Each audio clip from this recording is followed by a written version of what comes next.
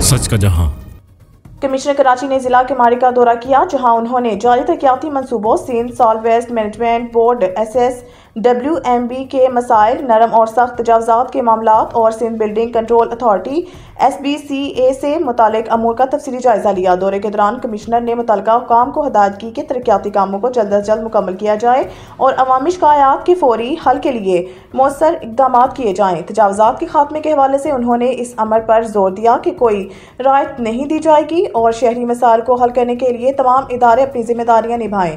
Commissioner ने तरक्याती स्कीमों के मयार और रफ्तार का मुआयना करते हुए इन पर इत्मीनान का इजहार किया और शहरियों के ताउन को भी सराहा। इस मौके पर उन्होंने मुख्तलिफ मुकामात का दौरा किया और मुतल्लिका हुकाम को जरूरी हिदायत दी।